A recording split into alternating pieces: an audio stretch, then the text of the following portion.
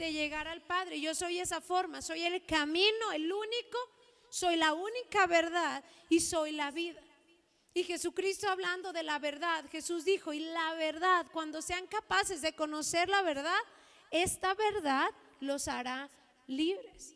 Y de verdad que Dios sabe que el anhelo en mi corazón, el deseo, la oración hacia la iglesia, es que yo anhelo en mi corazón que nosotros podamos ser capaces de conocer la verdad, de ser capaces de discernir la verdad, para que esta verdad, hermano, pueda traer libertad a nuestras vidas, para que esta verdad pueda llevarnos a vivir la vida que Dios tiene preparada para nosotros. De verdad que sé que luego suelo ser muy repetitiva, pero déjeme decirle algo con todo el amor de mi alma.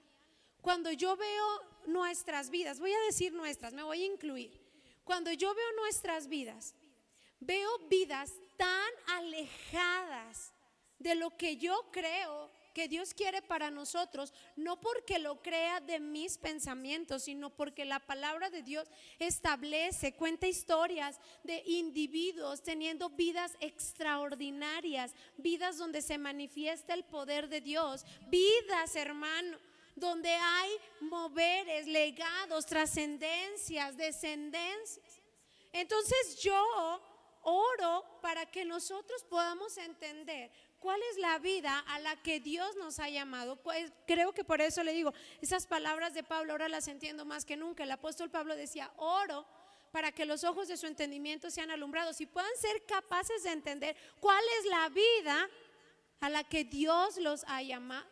Y la realidad es que cuando nosotros pedimos que la verdad nos alumbre, en medio de toda esa verdad, nosotros también vamos a tener que reconocer, porque esa es la verdad viene y nos alumbra y entonces nosotros reconocemos. Y la verdad nos va a hacer o nos va a llevar a entender por qué el mundo está como está. ¿Por qué, hermano, el cristianismo está como está? ¿Por qué las familias dentro del cristianismo están como están? ¿Y por qué mi vida está en la condición en la que está? Si hoy usted está aquí, no solo de cuerpo, porque yo veo cuerpos aquí sentados, pero yo puedo estar aquí sentada y puedo estar pensando todo el tiempo en muchas otras cosas. Pero si hoy tú dispusiste traer tu cuerpo aquí, pero tú dispones que tu mente esté aquí y que tus oídos estén presentes en ese lugar, yo le garantizo, hermano, que con la ayuda del Espíritu Santo algo va a suceder, algo va a pasar. Si hoy nuestros ojos y nuestros oídos son abiertos a la verdad de Dios, a la verdad de la Escritura, porque Jesús dijo: la verdad es la palabra de Dios y yo soy la palabra de Dios. Eso dijo Jesucristo. Entonces, si hoy la verdad de Dios, la palabra de Dios, logra encontrar cabida en nuestros corazones, le prometo, hermano, que nuestras vidas van a ser diferentes. Es más, le puedo firmar algo, lo que quiera, con sangre. No se crea, con sangre no, pero le firmo lo que quiera, que si hoy usted escucha la palabra conscientemente y deja que su mente esté en este lugar y sus oídos también, y le da libertad a la verdad de Dios, profundizando, porque sabe que la verdad de Dios tiene la capacidad, dice la Biblia, dice de la palabra de Dios, dice de sí misma, la palabra de Dios es como una espada de doble filo, que penetra hasta lo más profundo, divide las intenciones, discierne las intenciones del corazón, hasta allá penetra la palabra de Dios. Entonces, cuando nosotros somos capaces de prestar nuestros oídos, de prestar nuestra conciencia y nuestra mente, la palabra de Dios tiene que hacer algo, la palabra de Dios tiene que cambiar algo. Entonces, yo te prometo que si hoy tú logras entender la palabra de Dios, tu vida va a ser diferente. Te lo prometo, delante de la presencia del Señor. Entonces quisiera comenzar a hablarle de algunas cosas importantes. Cuando nosotros hablamos acerca de la situación en la que se encuentra el mundo, de la cual ninguno de nosotros es ignorante. Y no solamente estoy hablando de la pandemia, estoy hablando de la pobreza, estoy hablando de la cultura que quiere introducirse en el mundo, estoy hablando de homosexualismo, estoy hablando de muerte, estoy hablando de enfermedad, estoy hablando de tristeza, de depresión, de niños en depresión y personas adultas en depresión. Estoy hablando, hermano, de gente que está perdiéndolo absolutamente todo. Estoy hablando de que en lugar de que la iglesia o el cristianismo esté creciendo, la mayoría de los mensajes hoy en día son: ya cerré mi iglesia porque todos apostataron de la fe. Apostatares se alejaron de la fe. Usted no se imagina, hermano, la cantidad de iglesias que durante los últimos meses se han cerrado para siempre porque ya no tienen congregantes. Gloria a Dios que esos congregantes se hubieran ido a otra iglesia, pero no. ¿A dónde se fueron? A sus casas, gloria a Dios, pastora, para el mundo. Se fueron al mundo, hermano, negaron la fe. Y esta situación que hay en el mundo, toda esta pandemia, toda esta enfermedad, cuando nosotros hablamos de toda esta situación de divorcios, no sé, todas estas cosas, lo voy a volver a repetir: enfermedad, muerte, pandemias, homosexualismo, lesbianismo, pobreza, depresión, ansiedad, ruptura de la familia. Todo esto, cuando nosotros hablamos de todo eso, la raza humana en general, no solamente el cristiano, la raza humana en general, le da tres teorías a la situación en la que se encuentra el mundo: el cristianismo, la familia y el ser en lo individual. Tres cosas dice el mundo. Número uno, o se lo achacamos todo al enemigo. Déjeme decirle algo, hoy me estaba riendo con los muchachos de secundaria, porque ellos estaban diciendo: sí, que chanclas, porque así hay gente que le dice al enemigo. Y no sé por qué. Le voy a decir algo esta noche, eso se me hace de muy mal gusto, porque él se llama Satanás, o se llama Luzbel, o se llama el enemigo, o el príncipe de la potestad del aire, pero él no se llama chancla, sino es como un juego, o como que sea nuestro compa, y entonces nosotros le decimos: ay, el chanclas. No, hermano, eso suena de muy mal gusto, eso suena de gente que no lee la escritura. Él se llama Satanás, o se llama diablo, así lo llama la Biblia. Y cuando nosotros miramos la situación del mundo, del cristianismo, cuando yo volteo a ver mi situación familiar, y peor aún cuando yo veo mi vida y las cosas no marchan tan bien, porque no me vas a dejar mentir, pero las cosas no marchan bien. No marchan bien en el mundo, no están marchando bien en el cristianismo, no están marchando bien en las familias que se congregan dentro de las iglesias. Y perdóneme, pero tampoco están marchando bien individualmente. Hay gente hoy aquí que vino porque solo tuvo que venir. Hay gente hoy aquí que tiene dudas acerca de quién es Dios. Hay gente hoy aquí que vino cometiendo mucho pecado durante toda la semana. Hay gente hoy aquí, hermano, que no soporta ni un día más a su esposo ni a su esposa. Hay hijos aquí que no toleran a sus padres. Esa es la realidad. Entonces no me va a decir que nuestra vida hoy es lo que Dios esperaba o Dios deseaba. Entonces cuando nosotros miramos la situación, número uno, o se lo achacamos al enemigo. Número dos, o decimos que vivimos bajo un mundo que está en maldición o que entró en pecado y por eso las cosas están oscuras. O número tres, se lo atribuimos a Diosito porque Él nos prueba o porque Él nos da una cruz muy pesada que cargar, porque hasta nos volvemos filósofos, hermano. Yo he escuchado gente que su vida está como está y su familia está como está y dice: no, pero es porque Dios le da a sus más grandes guerreros sus más fuertes batallas. Triste, hermano. Entonces, hay de esas tres, número uno, no voy a decir levante la mano, pero hay quienes aquí esta noche le atribuyen la situación de la pandemia al enemigo, el homosexualismo al diablo, tu situación familiar, tu enfermedad al diablo. Hay gente aquí esta noche que le atribuye todo a que así es la situación en el mundo. Porque desde que Adán y Eva pecaron, el mundo entró bajo una maldición donde hay muerte, decadencia y enfermedad. Entonces, por más que tú hagas las cosas bien, así es la vida en este mundo de pecado. No levante su mano quien piense así.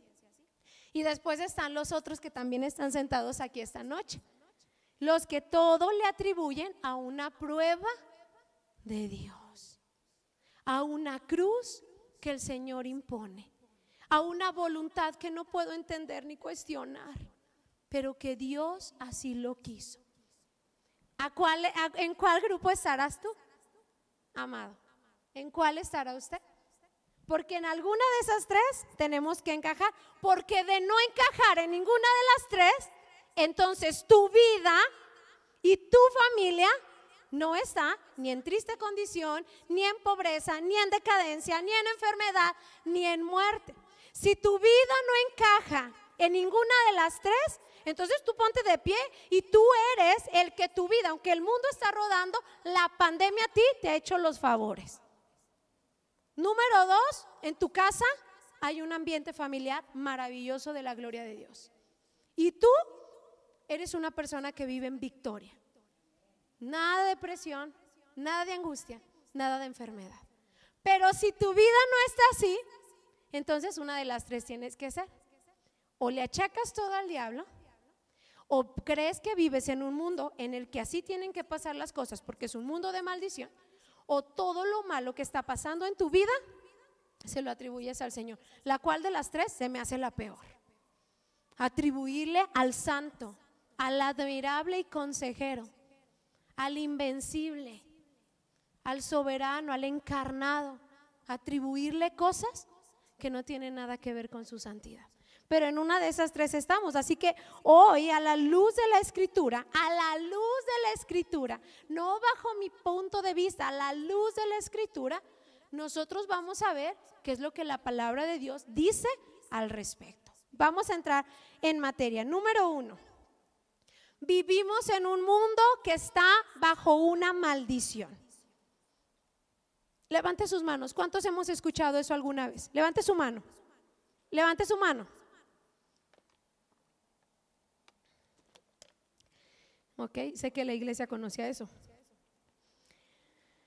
Vivimos en un mundo que entró en maldición. ¿Cuándo comenzó esa maldición? Según los que creemos esa enseñanza, esa doctrina. Pues bueno, se cree que el mundo entró en maldición desde el momento en que Adán y Eva pecaron en el jardín del Edén. Si estamos de acuerdo en eso, ¿verdad? A partir de ese momento que Adán y Eva pecan, el mundo entra en decadencia, en muerte, y el ser humano comienza a experimentar una serie de cosas que no experimentaba antes. Y entonces bajo esa maldición es sometido el mundo entero, y en esa maldición sobre la cual ha caído sobre el mundo, todos nosotros somos seres indefensos que aunque hagamos las cosas bien y nos esforcemos demasiado, ni modo, te tienes que enfermar porque el mundo está bajo maldición. Te tienes que morir prematuramente porque el mundo entró en maldición. Tienes que tener momentos de tristeza, es más, tiene que haber momentos en tu vida de depresión, y los cristianos se pueden deprimir porque el mundo entró en una maldición. Eso es lo que se enseña con base a eso que tú dijiste que tú conocías. ¿Qué dice la Escritura? Romanos capítulo 8, amado hermano, versículo 19 al 22 dice lo siguiente: la creación aguarda con ansiedad la revelación de los hijos de Dios, porque fue sometida a frustración. Esto no sucedió por su propia voluntad, sino por la de aquel que así lo dispuso. Pero queda la firme esperanza de que la creación misma ha de ser liberada de la corrupción que la esclaviza, para así alcanzar la gloriosa libertad de los hijos de Dios. Sabemos que toda la creación gime a una como si estuviera en dolores de parto. Eso dice el apóstol Pablo En la carta a los Romanos, capítulo 8, verso 19, dice: sabemos con algo con seguridad, dice Pablo, toda la creación quedó sujeta a frustración. Pablo y la escritura jamás establece que el mundo fue cubierto por una maldición, hermano, o el mundo se quedó en completas tinieblas. ¿Sabe cómo hasta lo presentan las películas? Como que Adán y Eva acaban de pecar en el jardín del Edén, y momentos después de estar en un lugar verde, precioso y hermoso, ellos son expulsados del jardín del Edén. Y cuando ellos salen, yo he visto muchas caricaturas así, cuando ellos salen a un mundo donde ni siquiera hay pasto, tierra estéril, el mundo se puso gris, la situación se había puesto desastrosa, lo cual no es bíblico, lo cual no es verdad, porque hasta donde vimos hace 8 días, Dios pobló toda la tierra con árboles, semillas y frutos que hacían el mundo entero un lugar hermoso. Cuando Adán y Eva pecan en el jardín del Edén, la realidad es que el mundo sí fue un mundo diferente. Comenzó a operar de una manera completamente diferente. Hermano, era como alguien que lo tiene todo en su casa, todo: comida, bebida, cama, ropa limpia, un lugar calientito, amor, protección, seguridad. Pero de repente siente que todo eso es tanto que decide intercambiarlo por irse de la casa a un lugar donde ahora todo va a costar. Mire, cuando los muchachos son adolescentes se les hace bien fácil decir: ah, sí, pues me voy de la casa. Y se van 2 días, 3 días, porque en el lugar allá donde les van a dar alojamiento hay que lavar los trastes, hay que lavarse su propia ropa, hay que aportar para la comida, hay que tender la cama. Ahí él es solo una persona invitada. Entonces, cuando Adán y Eva lo tienen todo en el jardín del Edén, allá donde todo el mundo es perfecto, hermano, en ese lugar llamado Edén que representaba su hogar, cuando ellos pecan, ellos pierden la oportunidad de tener todo a manos llenas. Cuando ellos son expulsados del jardín del Edén, las palabras de Dios es: Adán, no voy a dejar de bendecirte, pero ahora la bendición te costará el sudor de tu frente. La tierra se pondrá difícil para ti. Y muchos han interpretado que Dios le estaba diciendo: en cuanto salgas del Edén habrá espinos por aquí, espinas por allá, y por eso pintan ese cuadro tan triste y desastroso, hermano. Pero Dios no estaba diciendo eso. Dios estaba diciendo: las cosas cambiaron para siempre. Es el mismo mundo, pero las cosas para ti cambiaron para siempre. Todo lo que era gratis, ahora Adán y Eva te costará. Todo lo que obtenías sin hacer absolutamente nada, ahora tiene un costo. Eso fue lo que pasó. No entró una maldición, no se puso el cielo gris, hermano, no se marchitaron las flores, solo cambió. El mundo era diferente para Adán y para Eva, pero las flores seguían floreciendo, los árboles seguían teniendo el mismo color, los animales seguían siendo igual de bellos, pero ahora la vida era diferente. Todo costaba, todo tenía un precio, y sobre todo la intimidad y la relación con Dios. Lo primero que perdieron fue que ahora Dios ya no bajaba a platicar con ellos como lo hacía en el jardín del Edén. Ahora el Señor, ya nadie puede ver su rostro. Ahora la única manera para seguir en una comunicación o en un contacto con Dios es a través de sacrificios y a través de ofrendas. Todo el mundo sigue igual, pero el mundo para Adán y Eva, la interacción de Dios con Adán y Eva cambió. Cuando ellos son arrojados del jardín del Edén, hermano, al perder esta cercanía que tenían con Dios y comenzar a vivir en una lejanía, de escuchar su voz, de ver su rostro, de sentir su presencia, comenzó a albergar en el corazón del ser humano odio, envidia. Los primeros descendientes de Adán y Eva, Caín específicamente, comenzó a sentir rencor, envidia hacia su hermano, sentimientos que nunca habían experimentado sus padres en el jardín del Edén. Ellos comenzaron a experimentarlo. ¿Por qué? Porque el mundo estaba en maldición. No, el mundo seguía siendo el mismo, como lo es hasta hoy. En medio de una pandemia, vete, hermano, vete a Calvillo, viaja por la carretera y verás el mejor de los atardeceres. El mundo sigue siendo el mismo mundo del jardín del Edén. Observa o contempla la naturaleza, asómbrate de los animales y tú encontrarás que el mundo no cayó en maldición, no se puso gris ni oscuro, sigue siendo igual de magnífico y de sorprendente que como lo creó el Señor. No, sé que usted no lo cree porque usted ni siquiera le gusta asombrarse de la creación de Dios, pero el mundo se pinta del mismo color que en el jardín del Edén. Los que cambiamos fuimos nosotros y nuestra relación con Dios. Lo que cambió fue que ahora todo tenía un precio y todo llevaba o conllevaba un sacrificio. Adán y Eva jamás experimentaron en Edén lo que era la envidia, el odio, el deseo de matar a alguien. ¿Cómo aparecieron esos sentimientos? ¿Porque los expulsaron del Edén? ¿Porque el mundo era ahora maldito? Porque se alejaron de Dios. ¿Sabe que la palabra maldad significa nada más y nada menos ausencia de Dios? Eso es lo que significa la palabra maldad, hermano. Ausencia de Dios. ¿De dónde provino?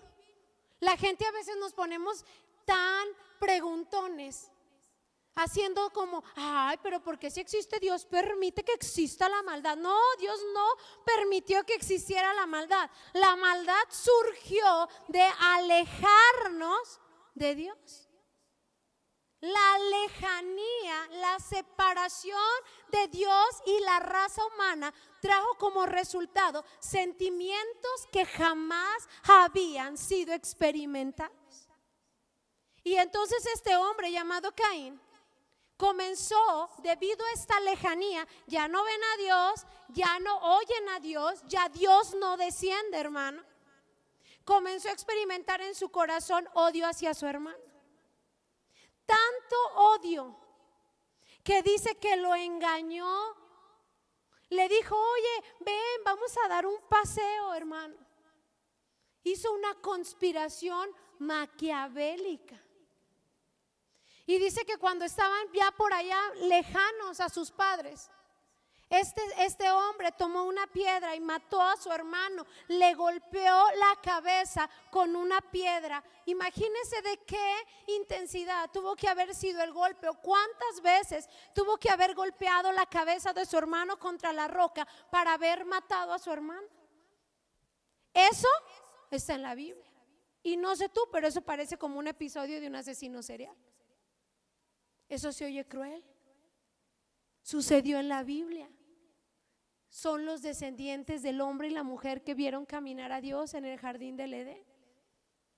Porque la lejanía, la ausencia de Dios trae como resultado maldad en el corazón. Y entonces la maldad, el pecado, el primer homicidio. El primer homicidio hizo que Eva experimentara por primera vez la tristeza. No sabía lo que era estar triste, pero ahora le mataron a su hijo, hermano. Fue la primer mujer en sentir la pérdida de un hijo. Se lo mataron y de peor, se lo mató su otro hijo. Su hermano le arrebató la vida y esa mujer sintió por primera vez tristeza. Esa tristeza que la llevó después a sentir depresión. Tanto es así que cuando tiene un siguiente hijo, el nombre de su hijo está basado en su tristeza y su depresión. Le llama Set, y Set significa porque Dios me recompensó aquello que Dios me quitó. ¿Cómo ve, hermano? Todo esto después comienza a irse la historia, esa historia maravillosa, que comienza a contar cómo sucedió el mundo, cosas impresionantes que yo le decía a mi esposo, unas cosas maravillosas que yo creo que la ciencia ficción jamás logrará hacerle justicia a lo que sucedió los primeros años después de que Adán y Eva salieron del jardín del Edén. Pero llegó el momento, hermano, en que el pecado fue de tal magnitud que Dios tuvo que hacer algo. Mientras ellos salieron del jardín del Edén, todas las primeras generaciones hasta Noé, los seres humanos vivían aproximadamente hasta 1000 años.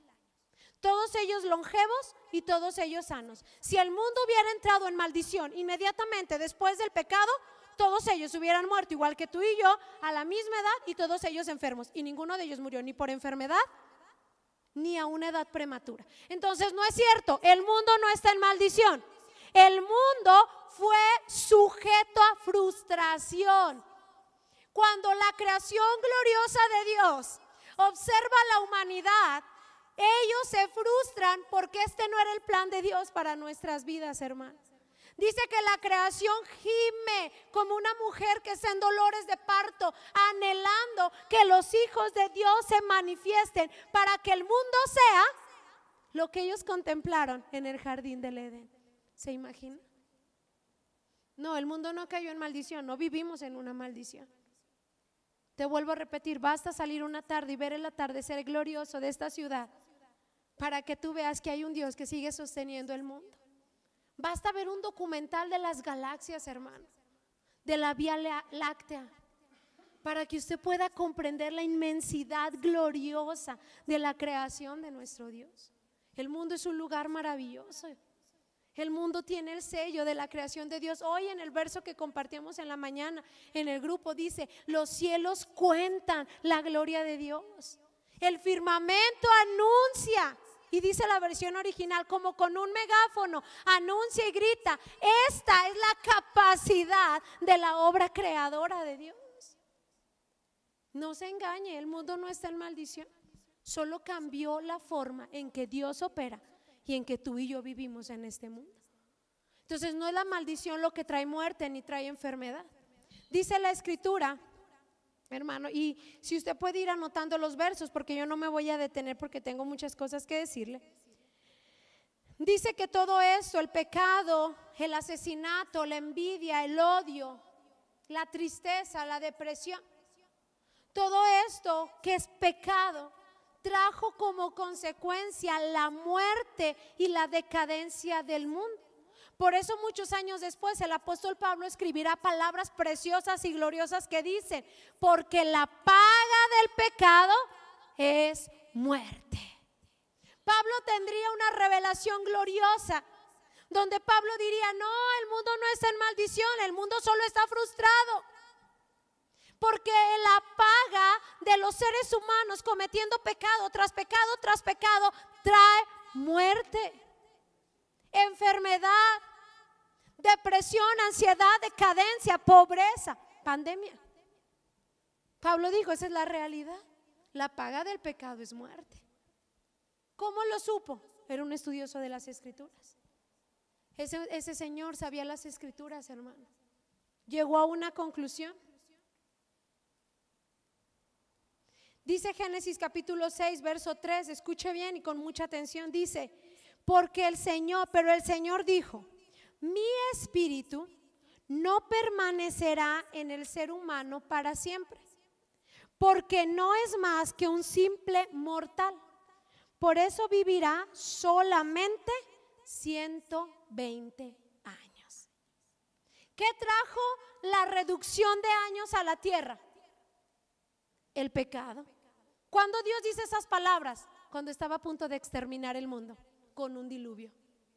Dice la escritura, versículos antes al que te acabo de leer, versículos después dice: al ver el Señor que la maldad del ser humano en la tierra era muy grande, estamos leyendo el versículo 5, y que todos sus pensamientos inclinaban siempre hacia el mal, entonces dijo: voy a borrar de la tierra al ser humano, y junto con ellos a todos los animales, a los reptiles y a las aves del cielo. Me arrepiento de haberlos creado. La maldad se había incrementado. El odio, el rencor, la envidia, la lejanía de Dios había traído como resultado todo este pecado. Hermano, pecados terribles, estaban matando unos a otros. Los hombres estaban siendo enseñados a prácticas que eran horrorosas. Los hombres estaban siendo llevados, instruidos para hacer cosas que harían una gran repercusión en el mundo. Y entonces si el ser humano vivía 1000 años, imagínense 1000 años de cometer maldad. 1000 años, hermano. El tiempo transcurrió igual que transcurre ahorita, 1000 años eran los 1000 años que tú cuentas como contamos nosotros. Entonces la versión original de ese verso dice Dios: yo soy el soberano. ¿Qué estoy haciendo? Luchando con, fíjate, me impresionó que así se tradujera hombre mortal en el original. Dice: ¿qué estoy luchando con estos tipos de piel y carne por tanto tiempo? Eso dice la versión original. Yo soy, a ver, como que algo se me anda saliendo de las manos, dijo el Señor. Estos tipos están viviendo 1000 años para destrozar este bendito mundo que he creado. Se están comiendo unos a otros, se están matando, están haciendo un marranero en el mundo que he creado. En ese del que se acuerda, todo era bueno y todo era perfecto. Entonces dice que él dijo: a ver, ¿quién es el jefe aquí? Ah, soy yo.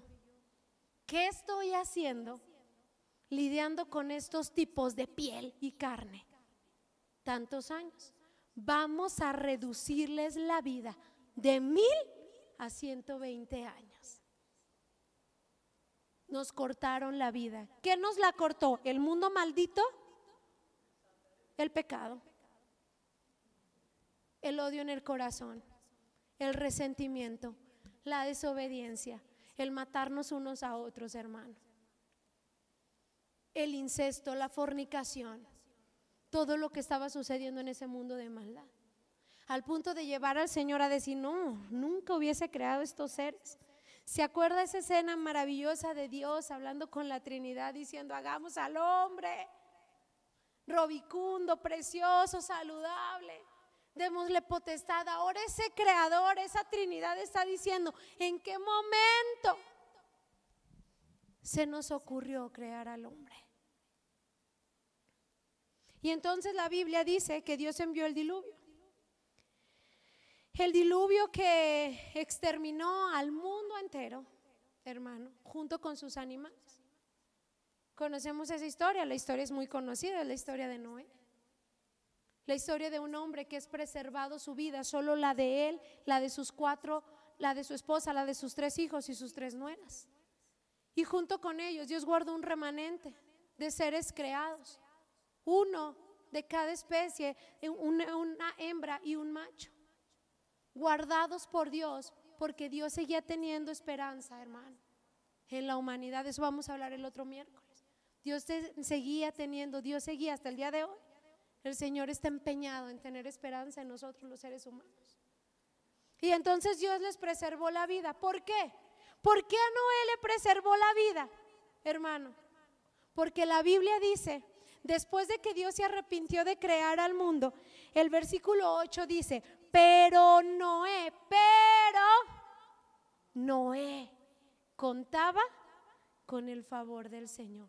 En un mundo lleno de pecado, si el mundo hubiese sido la causa, si la maldición que cayó sobre el mundo hubiera sido la causa, ni Noé se salva, pues es un mundo, uno está aquí indefenso, es llevado por la maldición, se enferma por la maldición, se muere por la maldición, se empobrece por la maldición. Pues también a Noé le tuvo que haber tocado la maldición.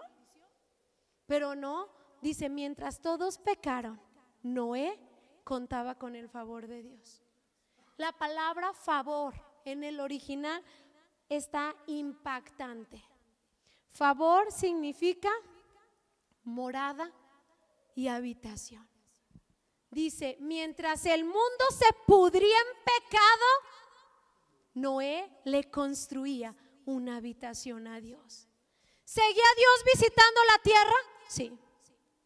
Después de que son expulsados del jardín del Edén, era responsabilidad del ser humano. Ahora al ser humano le iba a costar todo encontrarse con Dios. Pero hubo gente, bendito sea Dios por hombres como David, bendito sea Dios por hombres como Gedeón, hermano, como Sansón, como María, que en medio de un mundo diferente, donde buscar al Señor te va a costar todo, pagaron el precio para construirle a Dios una habitación donde Él seguía descendiendo para encontrarse con el hombre. Gloria a Dios por la vida de esos hombres. Gloria a Dios que en medio de una exterminación mundial, de un exterminio, mundial, Dios encontró a Noé, que antes de construir arcas, construía una morada para Dios. Ahí estaba Noé, hermano, buscando al Señor. No solo le traía sacrificios y ofrenditas como Caín, como Adán y Eva, sino que le construía a Dios un lugar donde él pudiera venir. Dios, ven, habita conmigo, platícame, háblame, instrúyeme, déjame verte. A lo mejor no voy a ver tu rostro, pero quiero verte, quiero sentirte. Te construyo una habitación. Gloria a Dios por Noé, porque cuando vino el exterminio, él contaba, y la palabra contaba en el original fue hallado. Noé fue hallado con una habitación para Dios. Y mientras todos morían, no por la maldición, sino por su pecado, Noé fue preservado en su vida. Dios le pidió construir, le dio una estrategia: constrúyete un arca, guarda a tus hijos, guarda a tus nueras, tráete a tu esposa. Dios, la quiero dejar aquí. No, tráetela. Si no, ¿cómo le hacemos para procrear? Solo para esa, no se crea. Y se la trajo, hermano, y se trajo a los hijos y llenaron el arca. Y esto me emociona, porque quiere decir que siempre en medio de la tempestad, en medio de la peor temporada que pueda tener el mundo, cuando todos están muriendo, cuando todos están enfermando, Dios sigue construyendo arcas en donde sube a los que fueron hallados, construyéndole una habitación a Dios. No, amado, no es que a todos nos va a tocar la muerte. No, pues así, a todos están muriendo, cristianos y no cristianos. Perdóneme, no voy a decir nada. Usted entienda lo que yo voy a decir entre paréntesis. Pero hay un arca que Dios ha preservado. Hay un arca que Dios ha construido para la gente que ha sido encontrada, que le ha preparado una habitación a Dios. La gente que dice: ven, ¿qué quieres que quite? ¿Qué quieres que ponga? ¿Qué quieres que haga? ¿Qué quieres que diga? ¿Qué quieres que piense? Porque si este pensamiento te incomoda, hoy mismo se va de aquí, porque quiero construirte una habitación. Eso a mí me alienta, eso a mí me emociona. No tengo por qué temer la maldición del mundo caído. No tengo por qué decir: ni modo, es la pandemia, a todos nos va a tocar, a los creyentes y no creyentes, porque vivimos en un mundo de muerte y enfermedad. No, mentira del diablo, hermano, de serpiente engañosa. Porque la Biblia dice que cuando Dios encuentra un hombre que tiene una familia, que le ha construido una morada, Dios le da estrategias para que él y los suyos no sean tocados, para que él y los suyos sean preservados. Cuando ellos bajan, hermano, y comienzan a poblar el mundo, pues las cosas no crea que se pusieron muy buenas.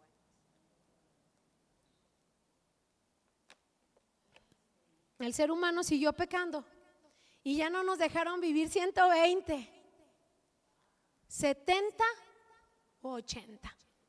¿Dónde dice? Salmo 90, verso 10.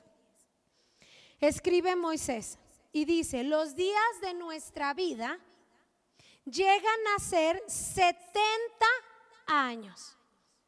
Y en caso de tener vigor, o sea, de haberte alimentado, de haberte cuidado, de estar fuerte y robusto, entonces llegarás a los 80. Con todo, su orgullo es trabajo y pesar, porque pronto pasa y volamos.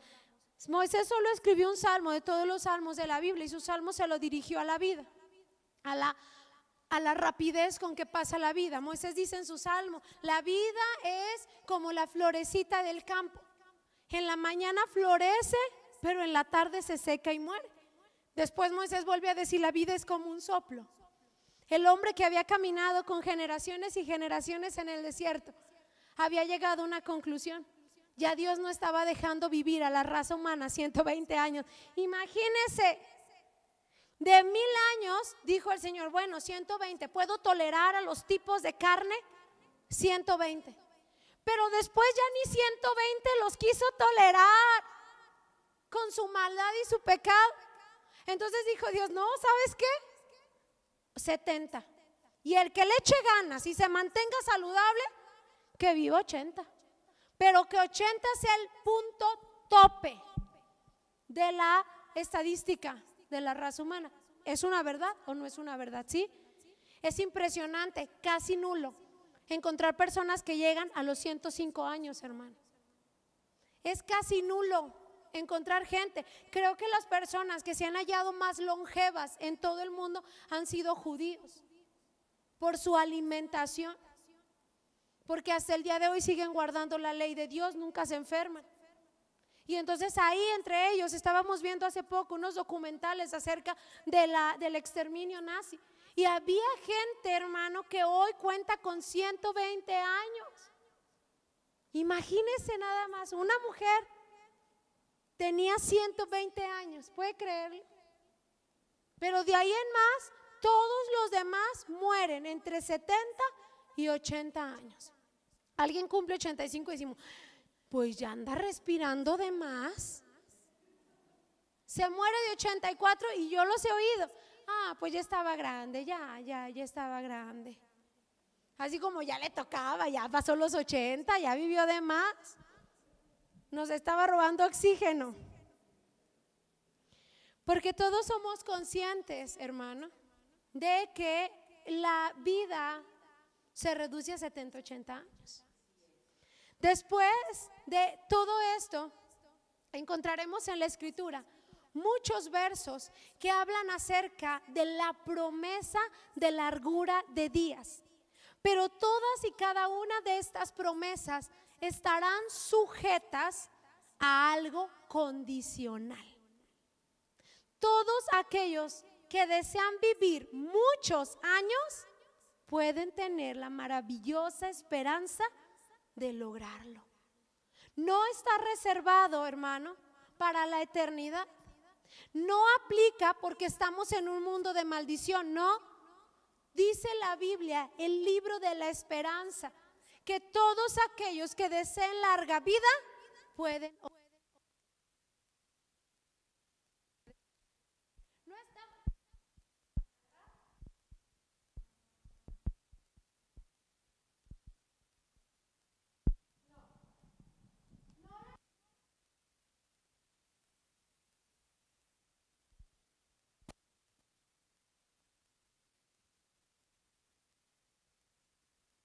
Esta temporada son 70, 80 años.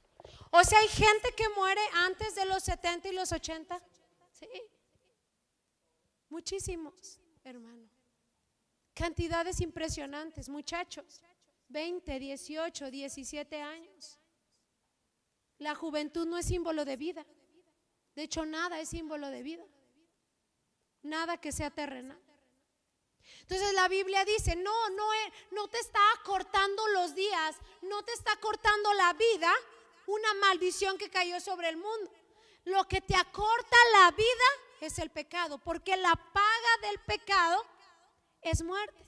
Pero dice la escritura, en uno de mis versos favoritos, hermano, dice la escritura: ¿quién es el hombre que desea ver muchos días? Vamos para allá, ese sí quiero que lo leamos juntos. Salmo 34.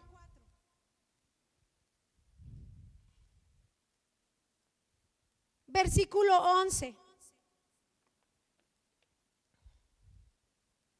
Dice: vengan, hijos míos, y escúchenme, porque voy a enseñarles el temor del Señor.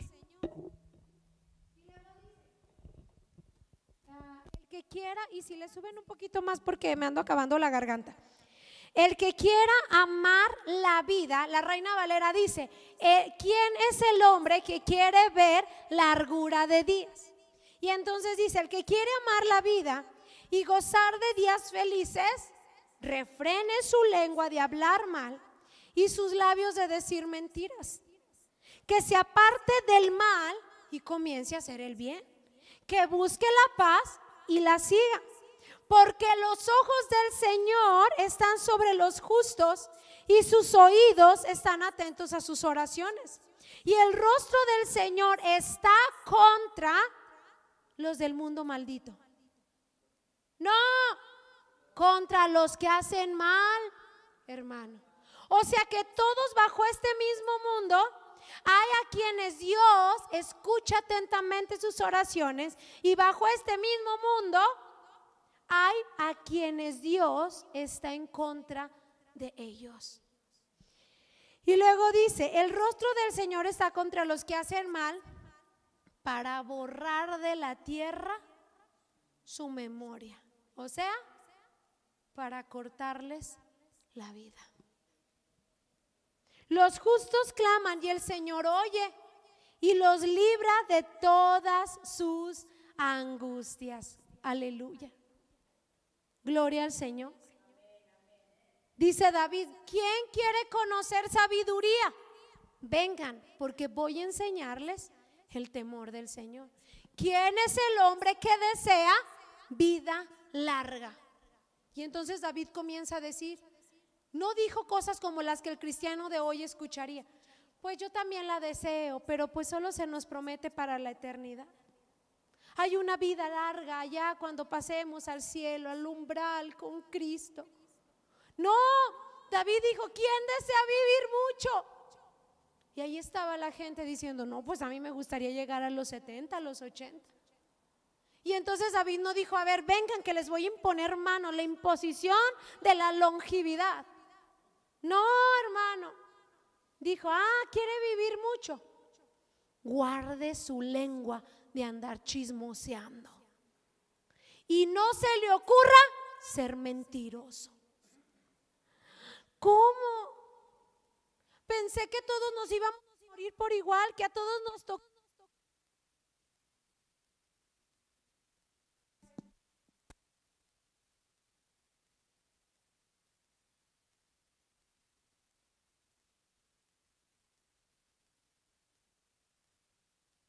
¿Lo dijo solo David? No. Proverbios, eso sí, anótalos nada más porque no vamos a ir para allá. Proverbios 10:27 dice: el temor del Señor multiplica los días, mas los años del impío serán cortos. Proverbios 3 del 1 al 2: hijo mío, no te olvides de mi enseñanza, y en tu corazón guarda mis mandamientos, porque largura de días y años de vida te añadirán. ¿Qué añadirá largura? Guardar los mandamientos del Señor. ¿Qué le alargará los días al justo?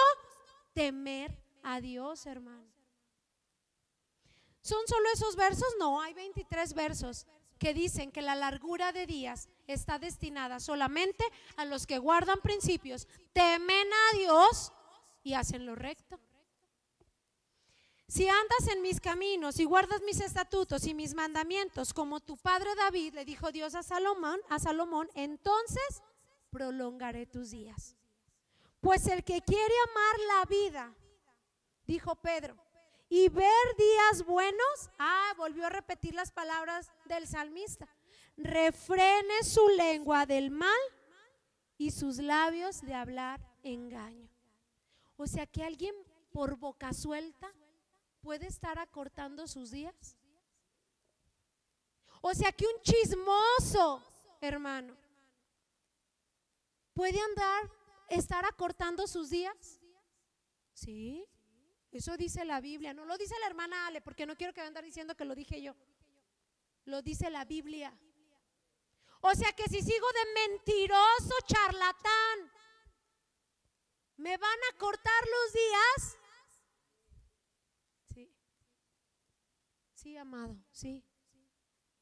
No por la maldición, porque la paga del pecado es muerte. Así pues, si guardaras mis estatutos y sus mandatos, que yo te ordeno hoy, a fin de que te vaya bien a ti y a tus hijos, para que prolongues tus días sobre la tierra que el Señor tu Dios te dio para siempre. Él nos la entregó para siempre, no la maldijo. La sujetó a frustración, a servidumbre, dice la Reina Valera. La creación misma está sujeta a frustración, no la maldijo. Esta tierra nos la dio para siempre. Si guardamos sus mandatos, si ponemos en obra sus estatutos, si no violamos principios, podrás gozar de ella por muchos días. Entonces, ¿por qué el mundo está como está? ¿Por qué la pandemia está arrasando con millones y millones? ¿Por qué yo tengo que sufrir? ¿Por qué yo me tengo que enfermar? ¿Por qué mi familia está pasando por esto? Pues bueno, te quedan dos. Pero número uno, no por una maldición. Eso sí, definitivamente no. Eso sí, en el nombre de Jesús ese argumento tiene que derribarse de tu cabeza. Porque si lo sigues creyendo, solo te engañas a ti mismo y acarreas ira para el día de la ira. Porque eso es una mentira. Creer en una mentira atrae, ahorita lo vamos a ver, el juicio de Dios sobre la vida. Seguir creyendo, hermano, en una mentira por no acatar la responsabilidad del ser humano te va a traer juicio. Y yo no quisiera estar en el juicio, porque dice la Biblia, terrible cosa es caer en manos de un Dios vivo. Yo no quisiera caer en las manos de un Dios que cuando me está hablando la verdad, yo todavía me vaya de este lugar queriendo decir, vivo en un mundo caído. Eso no es verdad. Vivimos en un mundo que Dios creó, pero para el cual el mundo que Dios creó funciona diferente para mí, para ti y en la forma en que Dios opera hacia nosotros. Pero que David, Salomón, los proverbios, Pedro, Deuteronomio, Moisés, Dios prometen que si tú quieres en medio de este nuevo modo de operar ver largos días, tú puedes hacerlo. Solo vive bajo los principios de Dios. Teme a Dios. Temer a Dios es estar consciente que Dios está aquí y está allá cuando te reúnes con tus amigos, y está allá cuando vas al trabajo, y está en tu casa, y está en todas partes. Es más, Dios está escuchando lo que escuchas en tus audífonos mientras ves series terribles y asquerosas, hermano. Eso es vivir con el temor de Dios. Eso es saber que la omnipresencia de Dios está ahí. ¿Quieres ver largura de días? Deja de ser chismoso, deja de ser argüendero. Comienza a hablar siempre con la verdad. ¿Qué necesidad hay de mentir? ¿Qué necesidad? Viva bajo los principios, tema al Señor, honren a sus padres y vivirás muchos días. Así que primer argumento, en el nombre de Jesús, es derribado. Y sé que a lo mejor no es lo que querías escuchar, porque a lo mejor no vienes a escuchar eso. Pero si yo no te digo lo que la verdad de Dios dice, entonces número uno, no te amo en verdad. Y número dos, a mí Dios me lo va a demandar. Y Dios me libre de eso, hermano. Podré tener 1000 errores, pero si algo siempre le he dicho al Señor, a mí no me vas a demandar nunca la sangre de nadie. Siempre, me cueste lo que me cueste, sea el sacrificio que tenga que hacer, voy a hablar lo que la palabra de Dios dice, lo que su palabra establece de principio afinar. Entonces, número 2, esta es su favorita, prepárese. La intervención del chanclas. Y otros todavía como para ofenderlo más, del chanclotas. Dice que ni los mismos ángeles, hermano. Dice Santiago, dice qué soberbia la de algunos que para hablar de temas de guerra espiritual se ponen a blasfemar contra Satanás. Eso dice su Biblia, está en Santiago. Dice qué soberbio, qué corazón de Caín. Fíjese, eso dice Santiago. Dice qué corazón de Caín, aquellos que les gusta blasfemar contra Satanás. Si ni siquiera el arcángel, cuando bajó a llevarse el cuerpo de Moisés y Satanás peleaba contra él, se atrevió a proferir maldición alguna contra él. Y solo se refirió a él con estas palabras: Satanás, el Señor te reprenda. Y se acabó la lucha y se acabó el problema.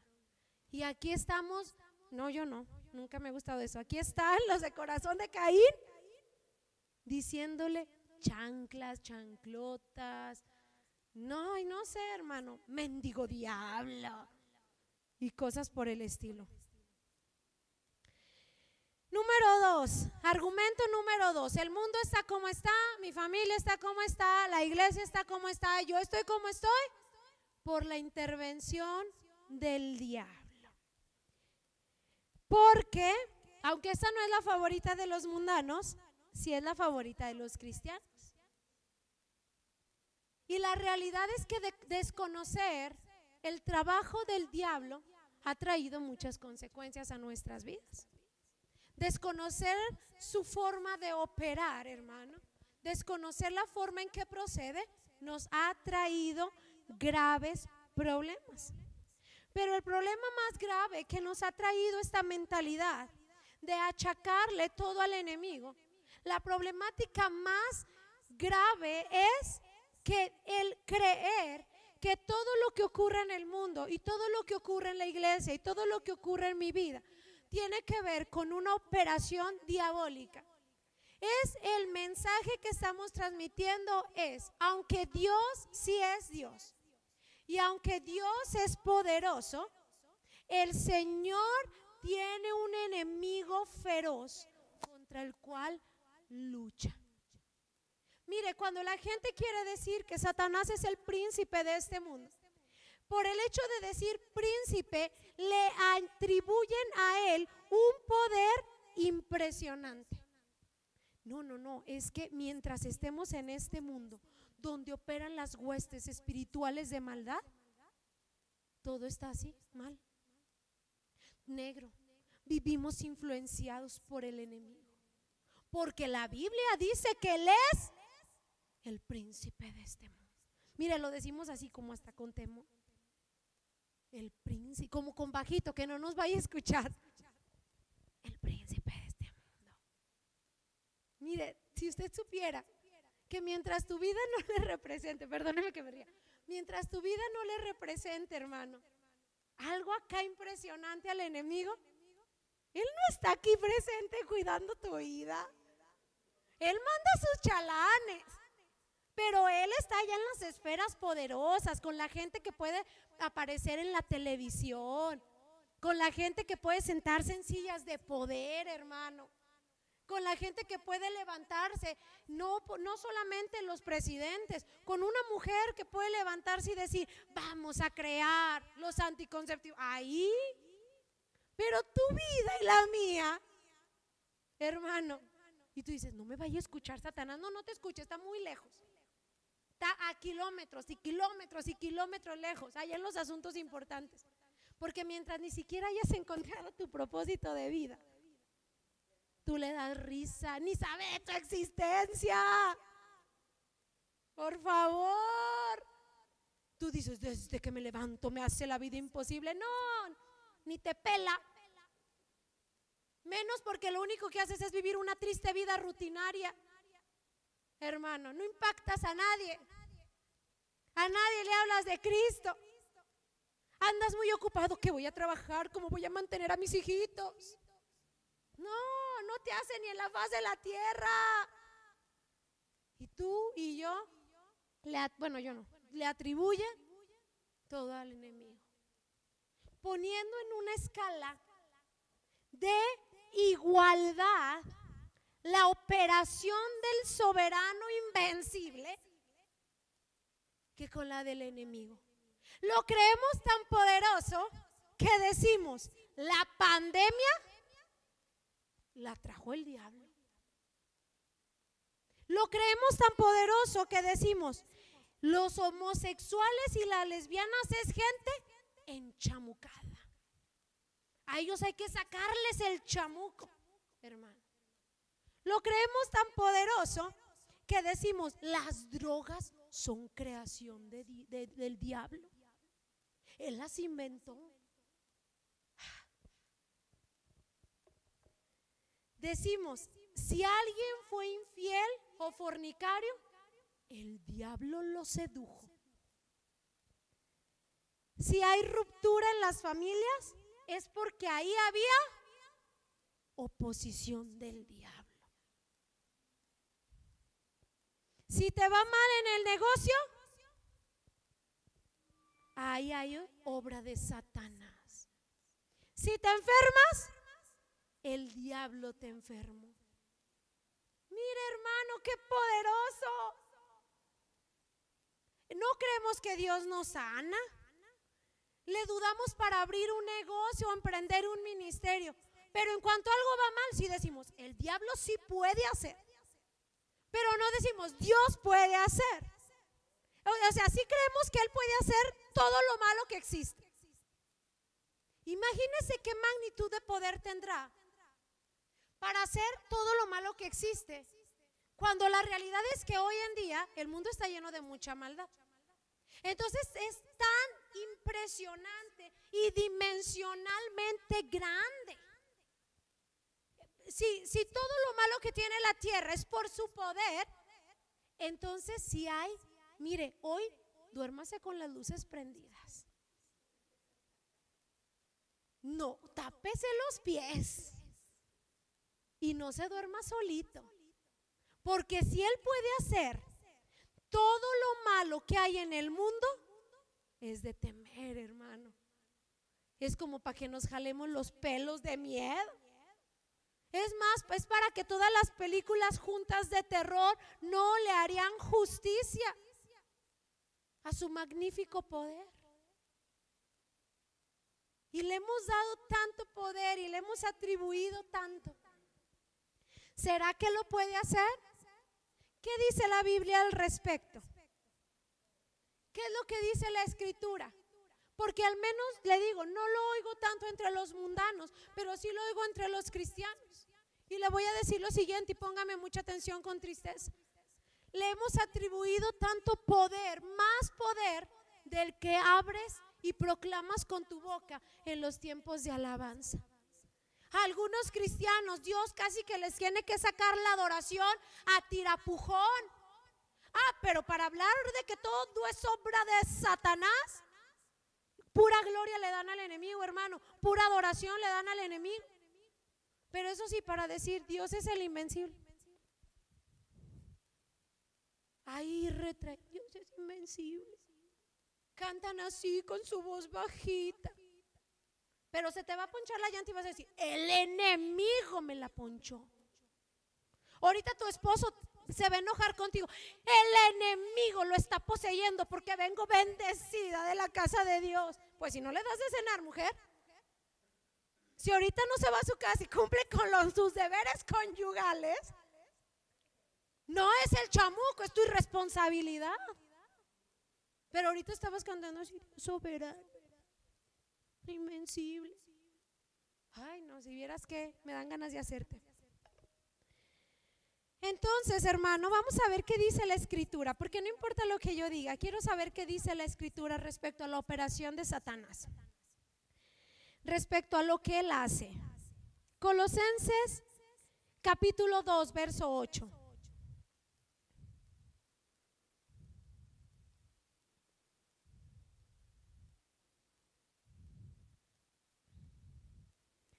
Dice así: tengan cuidado. No se dejen engañar por quienes los quieren engañar con teorías y argumentos falsos, pues ellos no se apoyan en Cristo, sino en las tradiciones de los hombres y en los poderes que dominan este mundo. Después, ahí, hermano, Jesucristo dijo en el Evangelio de Marcos, dice, de Mateo, 24, dice, mirad que nadie los engañe por medio de filosofías y huecas sutilezas, según las tradiciones de los hombres, conforme a los rudimentos del mundo y no según Cristo. No, perdóneme, le leí el mismo verso en otra traducción. Después dice la escritura en Apocalipsis 12:9, y fue arrojado el dragón, la serpiente antigua, que se llama ¿cómo? Nomás se llama Satanás y diablo, el cual, ¿qué hace? Engaña al mundo entero. Él fue arrojado a la tierra y sus ángeles fueron arrojados con él. Primera de Juan 4:1 dice, amados, no crean a todos los espíritus, prueben los espíritus para ver si son de Dios, porque muchos falsos profetas han salido al mundo. Segunda de Corintios 11:3 dice, me temo que así como la serpiente con su astucia engañó a Eva, sus mentes sean desviadas de la sencillez y de la pureza de la devoción a Dios. Segunda carta a los Corintios dice, porque los tales son falsos apóstoles, obreros fraudulentos que se disfrazan como apóstoles, y no es de extrañar, pues Satanás se disfraza como un ángel de luz. Por tanto, no es de sorprender que sus servidores también se disfracen como servidores de justicia, cuyo fin será conforme a sus obras. Mateo 24 dice, respondió Jesús y les dijo, miren que nadie los engañe, porque muchos vendrán en mi nombre diciendo, yo soy el Cristo. Efesios 5:6 dice, que nadie les engañe con palabras vanas, pues causa de esas cosas es la ira de Dios, viene sobre los hijos de la desobediencia. Esos son solo unos, no le puedo mencionar todos los demás. Colosenses capítulo 2, verso 1. Déjeme ver qué dice, ese no lo anoté aquí. Colosenses 2:1.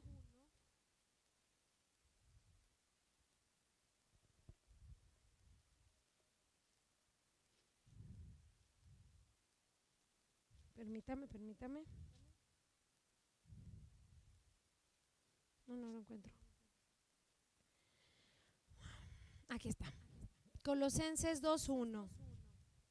Quiero que sepan qué gran lucha sostengo por el bien de ustedes, ¿no? Pues no era el que... No, sí es que iba a leer desde el 1. Fíjese bien. Ahí sí acompáñeme, Colosenses 2:1. Lo voy a ir leyendo en lo que lo encuentra. Dice Pablo, quiero que sepan qué gran lucha sostengo por el bien de ustedes y de los que están en la Odisea y de todos los que no me conocen personalmente. Pues quiero que sepan y cobren ánimo y permanezcan unidos en amor y tengan toda la riqueza que proviene de la convicción y del conocimiento. Así conocerán el misterio de Dios, es decir, a Cristo, en quienes están escondidos todos los tesoros de la sabiduría y del conocimiento. Les digo esto para que nadie los engañe con argumentos capciosos. Aunque estoy físicamente ausente, los acompaño en el espíritu y me alegro al ver su buen orden y la firmeza de su fe en Cristo Jesús. ¿Cuál es la palabra común entre todos los versos, hermano? Engaño. ¿Cuál es la forma en que opera Satanás? Engañando. O sea, no poncha llantas, no cierra puertas, no jala los pies, no se me sube en la noche. No. Él tiene una forma de operar desde el Edén hasta la actualidad. La mismísima. Y es engañando. Nada más, hermano. Nada más. No enferma, no le va y hace que le roben en su casa, no hace que su jefe lo despida. No, él solo engaña. Yo le decía hace 8 días, el objetivo o la característica, más bien dicho, de Satanás y las huestes espirituales de maldad es que ellos son legendarios, hermano. Ellos aparecieron desde el jardín del Edén y operan hasta el día de hoy. No se han incrementado, son los mismos. No se hacen cada vez más. La misma cantidad del principio es la misma cantidad de hoy. No le voy a decir por qué ni de dónde, porque ya no hay tiempo. Entonces, como ellos son legendarios y han estado con la humanidad a lo largo de los siglos y a lo largo de las generaciones, ellos tienen estudiada la humanidad perfectamente. Ellos saben qué cosas te vas a creer. Ellos saben cómo actuar de la manera perfecta y correcta. ¿Cómo actúa Satanás? Susurra mentiras. Establece conversaciones con aquellos que quieran conversar con él. Y yo sé que tú estás diciendo, yo no, pero no te imaginarás la cantidad de veces que tú y yo le hemos prestado nuestros oídos al enemigo. Satanás solo opera de una sola manera, te engaña. Y si logra engañarte, entonces te roba, te destruye y te mata. ¿Cómo ves? Si logra engañarte, él va a hacer que tu vida sea robada del propósito y el plan de Dios. Y lo voy a decir hasta que Dios me lleve de esta tierra. Y todos aquellos que no vivan en su propósito tendrán una triste vida destructiva. Y entonces esa vida destructiva acarreará muerte por el pecado. Porque todo aquel que sabe hacer el bien, y el bien es su propósito y no lo hace, está cometiendo pecado. ¿Cómo actúa el enemigo? Él solo engaña. Entonces él no es el culpable de la pandemia. Entonces él no es el culpable de mi situación financiera. Él no es el culpable de mis hijos en rebelión. Él no es el culpable de mi enfermedad. No. Él solo puede hacer una cosa desde el principio hasta el día en que sea atado y echado para siempre al lago de fuego y azufre. Engañar. Solo puede hacer eso. Susurrar a los oídos de la humanidad mentiras. Por eso uno de sus nombres también, hermano, es que él es el padre de la mentira. Dice la escritura en el evangelio de Lucas, dice, Satanás es padre de mentira. Y entonces Jesucristo lo dice, engañó desde antes y ha engañado hasta hoy. No está diciendo nada más, no le está atribuyendo ningún poder, no está diciendo puede poner el mundo de cabeza, puede enviar pandemias, puede hacer terremotos, porque hay gente que hasta los terremotos, los tsunamis, los temblores, las inundaciones, el apagón, le atribuyen a Satanás, hermano. ¿En serio? Hay gente que todo le atribuye a él. Y el Rey de Reyes, la verdad encarnada, dijo, gente, él solo puede hacer una cosa. Lo ha hecho antes, lo sigue haciendo hoy. Es padre de mentira. Y luego Jesús dice, todo lo que sale de su boca es mentira. No sabe hacer otra cosa. Es legendario, pero no es poderoso. Es legendario. Ha estado por las generaciones. Las potestades del aire también, pero no obtienen poder hasta que no encuentran una habitación para poseer. ¿Cómo ve? Entonces, segundo argumento derribado, hermano. El trabajo del enemigo, él no puede crear una pandemia porque de por sí no posee la cualidad de ser creador, solo Dios la posee. El enemigo no la posee, tampoco puede enfermar. Y le decía, lo que sí puede hacer es engañar. Comenzó engañando a Eva en el jardín del Edén. Su campo para trabajar es la ignorancia. El lugar perfecto para el mover o el operar del enemigo es un corazón ignorante. Ese es el lugar perfecto. Jesucristo dijo cuando echó a la legión de aquella mujer o aquel hombre, no me recuerdo qué era. Jesús dijo, más te conviene que la próxima vez que Satanás o sus demonios quieran encontrar en ti una habitación, te conviene haber llenado esta casa. ¿Con qué? Con conocimiento, con sabiduría, con la palabra de Dios, hermano. ¿Cuál es el terreno en el que opera el enemigo? La ignorancia. Es tierra fértil para él. Había ignorancia en Eva. Por eso Eva no pudo tener los pantalones para decirle, ¿qué estás diciendo? Eso que tú dices a lo mejor no lo entiendo, pero sí sé lo que salió de la boca de Dios. Y dijo, de todo lo que hay en el árbol, en el huerto pueden comer, menos del árbol del conocimiento del bien y del mal, porque ese día comenzarán a morir.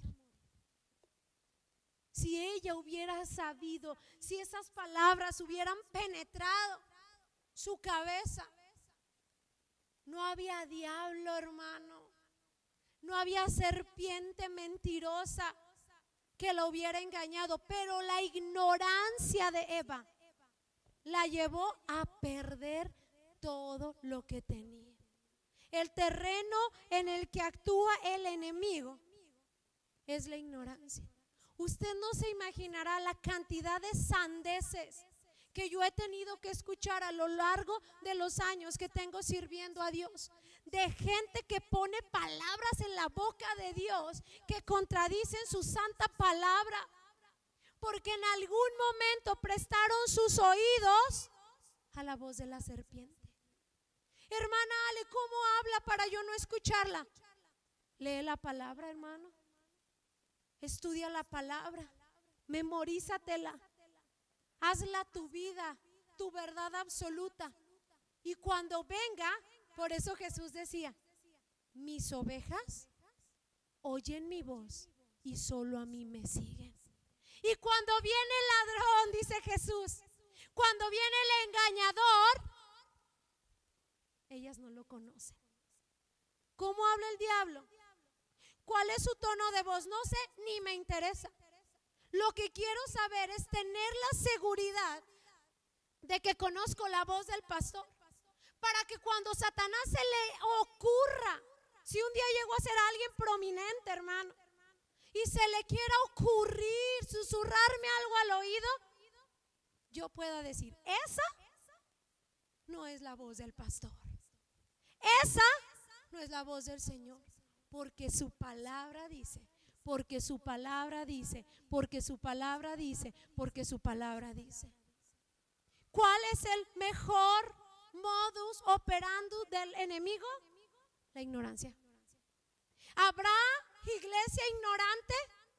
Sí, el 99.9 de la gente que se siente en una congregación no abre sus Biblias en toda la semana. Y aquellos que se atreven a abrirlas solo leen para leer. Y otros tantos solo leen para cumplir. Pero hay una cantidad, un 1%, hermano, de gente que cuando se lee no se atreve a leer la palabra sin decir, Espíritu Santo, háblame, revélame a Cristo. Y cuando uno dice eso, no habrá palabra que leas y no te confronte. No habrá palabra que leas y digas, esto es para mí. Mira, se te va a caer hasta la baba, hermano. La palabra de Dios es un bocado delicioso. Ahora entiendo por qué Pedro decía, en ti hay palabras que traen vida eterna. Ahora entiendo por qué aquel hombre, escuchando al apóstol Pablo predicar, le dice, Pablo, cuando te oí citar las escrituras de tal manera, casi me convences. porque la palabra de Dios tiene el poder. Ahora entiendo por qué los caminantes de Maús dijeron que no ardía nuestro corazón mientras el Señor nos enseñaba la palabra y después se nos abrieron los ojos, porque la palabra quita toda venda de ignorancia,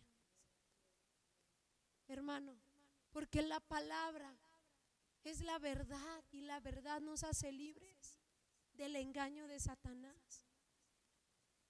Satanás no te va a susurrar a ti cosas importantísimas, pero sí cosas que arruinen tu vida. Sí usará, hermano, a su equipo, a sus servidores, para susurrar palabras en tus oídos. Te hablará cosas que destruirán tu vida, que te robarán, te destruirán y te matarán. Y qué triste que haya gente en la iglesia que cree que todo es obra del enemigo. Creo que esa es la razón por la cual nuestra adoración es tan mediocre y tan mezquina, porque no hemos logrado dimensionar el tamaño del Señor. Se nos olvida, hermano. Le repito esto y se lo repito hasta el cansancio. Usted solo quiere hablar de la soberanía de Dios cuando pasa algo en su vida que no entiende, pero se le olvida que Él es el soberano todos los días del año, todas las horas del día. El soberano quiere decir que sobre Él no existe ninguna potestad. No ha nacido hoy, ni antes, ni nacerá después quien le pueda hacer guerra al Señor. Él no es el enemigo de Dios. ¿Sabe qué dice la Escritura acerca de Satanás? Que es un siervo de Dios. Eso dice la palabra. Eres ignorante y por eso tienes esa cara cuando lo dije. Dice la palabra de Dios que Satanás, Dios citó en su trono a todos los ángeles. Y ahí estaba Satanás. Y entonces Dios le pidió cuentas, le dijo, ¿qué has hecho? Vengo de rondar el mundo, porque ese es su trabajo.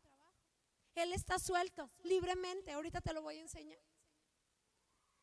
Y entonces dice que Dios le dio una tarea para hacer. Todo lo que hace está autorizado por Dios. No puede ni pestañear si el soberano no se lo autoriza. Sus días están escritos, hermano. No es imponente, pero sí es preocupante. Sí es para estar alerta. Ahora entiendo por qué la Biblia dice: manténganse sobrios, velen, porque el adversario, como un león rugiente, está buscando a quien devorar, a quien destruir, a quien matar. No porque él tenga poder, pero porque donde encuentre un corazón ignorante. Había 12 caminando con Cristo y en uno había ignorancia. Ignorancia para darse cuenta quién era el que estaba parado delante de él. Y en ese corazón ignorante susurró: vende al Mesías, vende al Cristo. Lo vendió. Le robó su propósito. Iba a ser uno de los pilares de la iglesia. ¿Y qué fue de Judas? Terminó suicidándose, porque después de que te engaña, te destruye y te mata. Sí es para saber cómo actúa. Pero qué triste que haya cristianos en la iglesia que adoran más al diablo, porque si lo adoras, cada vez que le atribuyes algo a él, lo estás adorando. Le estás atribuyendo poderes. Esa es la realidad, hermano. Te escandalizas de los que se enchamucan, pero tú lo adoras un montón. Cuando le atribuyes todo a él, mire, déjeme decirle, hay gente tan ignorante, tan adoradora de Satanás, que se atreve a decir: no, estaba peleándome con mi marido o con mi esposa. Y entonces yo dije: no, te reprendo, Satanás, porque estás posicionándote de mi esposo, porque me empezó a levantar la voz. ¿Sabes por qué levanta la voz? Porque todos nosotros, alejados de Dios, somos malos, hermano. sin intervención del diablo. ¿Sabes por qué te quería dar unos guamazos? Porque todos alejados de Dios somos la peor versión de nosotros mismos. Porque un hombre y una mujer que no buscan a Dios son eso y más, sin ayuda de Satanás. Pero hay gente tan ignorante en la iglesia que reprende a su esposo, reprende a su hijo, tan adoradores del enemigo.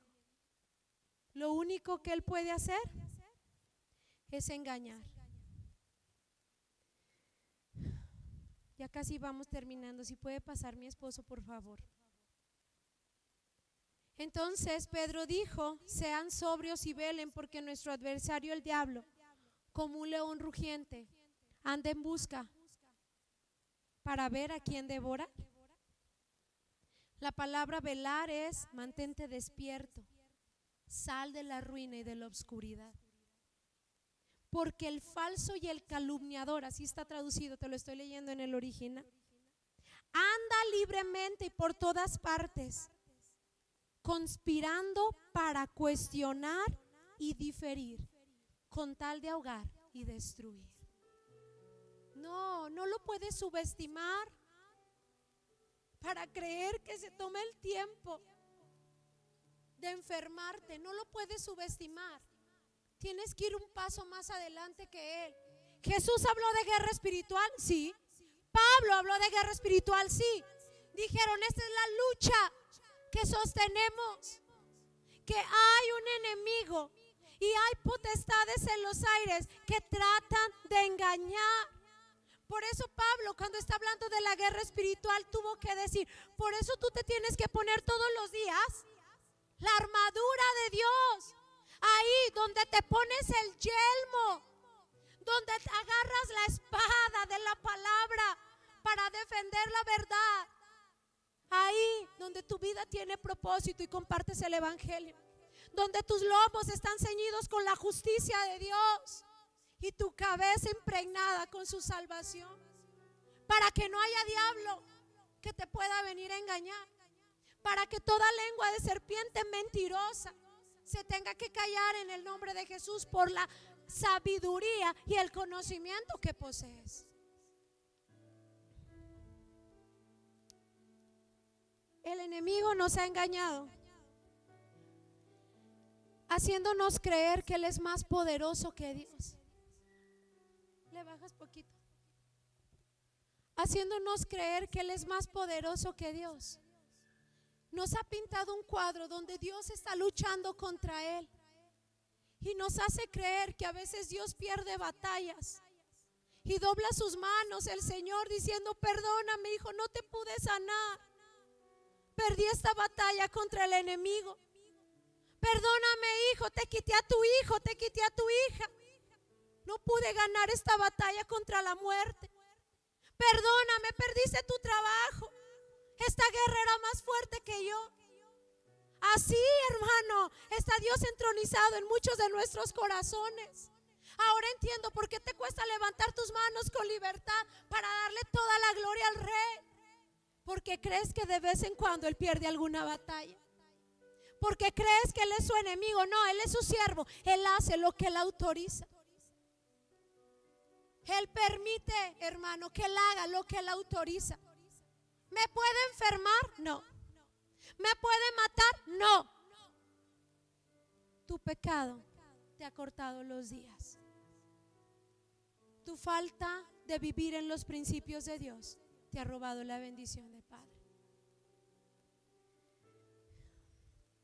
Y mientras Él nos hace vivir engañados, culpándolo de todo, creyéndonos seres indefensos, hermano, mientras nos hace creer que Él puede hacer todo lo que quiera con nosotros, la vida transcurre y el propósito y la vida gloriosa de Dios para nosotros está a kilómetros y a kilómetros lejos de nuestro alcance.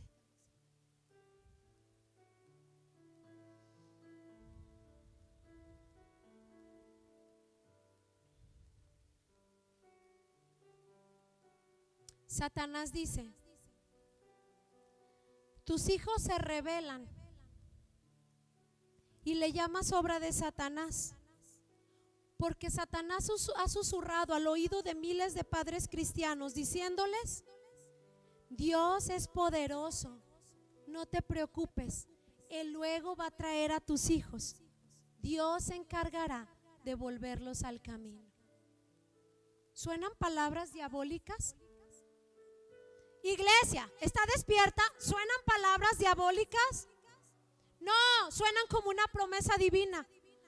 Pero está en las escrituras. Ya la he leído cantidad impresionante de veces completa. Y este último año, a finales del año y este año, la he profundizado a sus raíces hebreas. No lo he encontrado. No he encontrado a Dios diciendo: despreocúpate, que yo me encargo de educarte a tus hijos. Mándalos a un sistema mundano, que yo me encargo de devolvértelos. Y Satanás ha susurrado en el oído de miles de padres cristianos esa gran mentira. Y los años han pasado. 18 años tengo caminando con Cristo y nunca he visto a esos hijos volver. Al contrario, hoy están ahogados en cosas tan tristes y tan terribles, hermanos.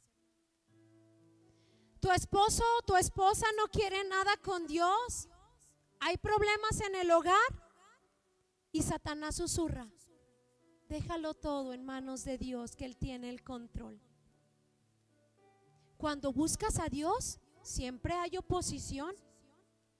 Tan ciegos como para darnos cuenta que la falta de sujeción y la falta de liderazgo en el hombre, que la falta de una casa limpia y un hombre trabajador, que la falta de comida o de planchado, de lavado, y una mujer bien arreglada y un hombre que se esfuerza por ser la cabeza, traerán el éxito asegurado a la familia. Y venimos, miren, nos congregamos domingos y miércoles y venimos diciendo: Dios, todo está en tus manos, porque Satanás nos ha susurrado al oído.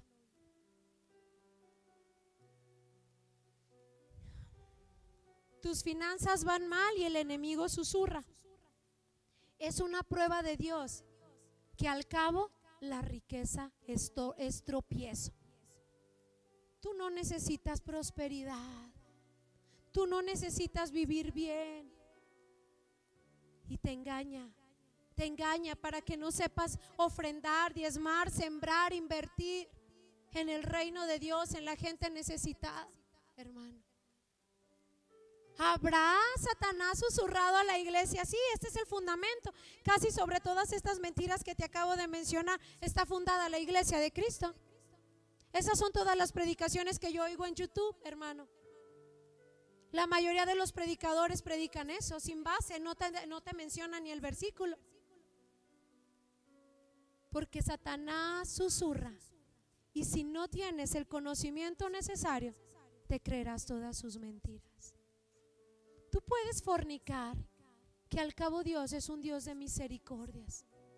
Él no te está mostrando que detrás de la fornicación sexual, del sexo prematrimonial, siempre habrá una condenación en el corazón cuando te cases y llegues con tu pareja. No te cuenta toda la historia. No te dice que su segundo trabajo es ser el acusador de tu alma. Que aunque Dios te perdone, se encargará de decirte: tú, el fornicario, el adúltero. No te cuenta la versión completa, hermano. ¿Pero esto lo hace al culpable? No, tu ignorancia es la culpable. Es tuya completa la responsabilidad. ¿Qué te puedo contar de todo lo que ha dicho en el mundo? El amor es amor. No importa de qué forma o qué manera se plantee. Nadie puede decidir sobre tu cuerpo. Aborta, no pasa nada. La mujer tiene los mismos derechos que el hombre. El patriarcado es lo peor que le puede pasar. Los hijos nacen homosexuales, rebeldes, lesbianas, así nacen. Esas son las mentiras que Satanás ha susurrado en el mundo. Dios no existe, porque si Dios existiera no permitiera lo malo. Eso le susurra a la humanidad y a los grandes puestos estas cosas que nos destruyen el mundo, hermano. Así de triste está la situación, ¿cómo ve? Porque nosotros creemos que el cristianismo se reduce a cantar, adorar, diezmar y ofrendar, pero de mi reproducción me encargo yo y decido yo. ¿Con quién me junto? Eso lo decido yo, son mis amistades. ¿Qué escucho, qué veo? Eso lo decido yo. ¿Le perjudicará a Dios? ¿En qué invierto mi tiempo? ¿Con quién me caso? ¿Dónde trabajo? ¿Cuál es mi carrera? Esas son decisiones que me corresponden a mí. ¿Sabe que hay gente que se cree muy buenos cristianos? Porque adoran a Dios, leen y ayunan, pero todo lo demás en su vida viola principios. Y entonces ahí estamos, hermano, déjeme decirle esto, con esto voy a terminar. Ahí estamos los predicadores después, teniendo que justificar a Dios. Se muere el hermano más remolineador de la iglesia y la iglesia entra en pánico. Dice, ¿por qué se murió si era tan bueno? Y entonces los predicadores tenemos que decir cosas como, esto nos puede ocurrir a todos, esto nos puede pasar a todos, es normal.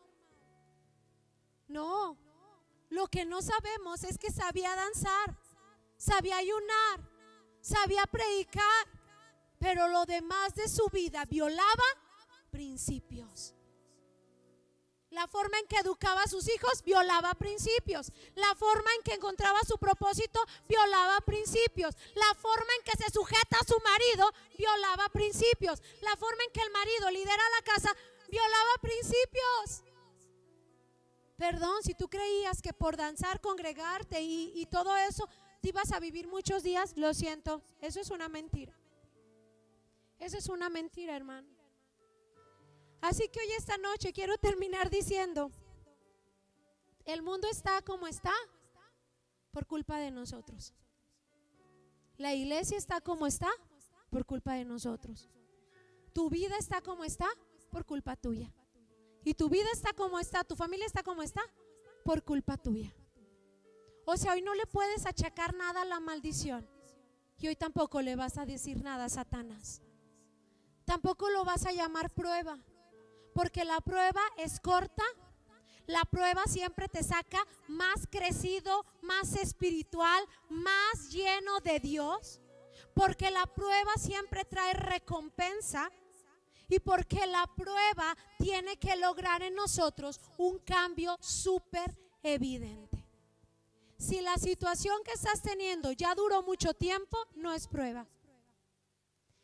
Si la situación que estás viviendo, hermano, no te ha hecho más espiritual, no te ha llevado más a la profundidad, no es prueba. Si no has recibido una recompensa de eso, no es prueba. Es nuestra responsabilidad. Es por violar principios y mandatos. Póngase de pie, amado.